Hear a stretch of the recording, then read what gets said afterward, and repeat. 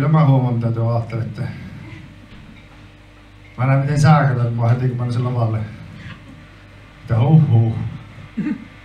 Nyt on kyllä sen näköinen jätkä, että tuolla on varmaan paljon ruoka-aineallergioita.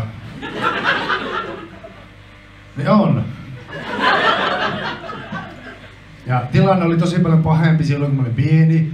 Oli vaan 4 ravinnon lähdettä. Peruna, poronliha, vasen tissi ja oikea tissi.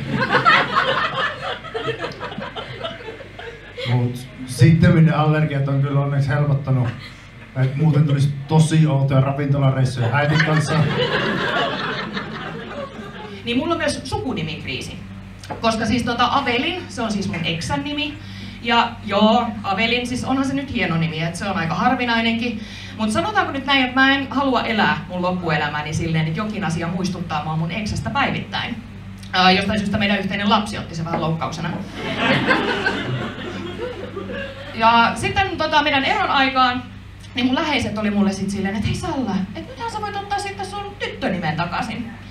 Mut kun sekään ei oikein tunnu oikealta, mä olen siis tyttönimeltäni Sillanpää.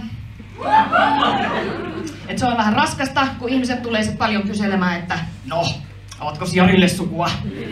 Ja kaadetaanko sullekin piripintaan?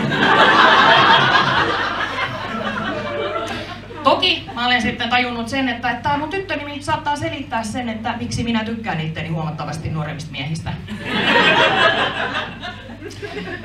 Mut joo, sitten taas tää mun nykyinen puoliso, että hän on siis tosi kiva. Mä voisin hyvinkin mennä hänen kanssaan naimisiin, mutta sitten tää sukunimiasia. Et tiedättekö, kun mun kaikilla eksillä on tosi tämmöiset hienot nimet, että ne on niinku aina kirjoitettu väärin ja lausuttu väärin ja sitten heidät ihmisinä on ymmärretty väärin. Niin sitten taas mun nykyinen puoliso, niin hän on siis sukunimeltään Marttinen. Et niinku Salla Marttinen. Minun mielestäni niinku aika tylsä nimi. Kuulostaa niinku ihmiseltä, joka harrastaa perinteistä hiihtoa ja jonka mielestä on hienoa käydä Rossossa syömässä ja joka jotenkin ajattelee, että kaikkia ihmisiä kiinnostaa hänen ruoka-aineallergiat.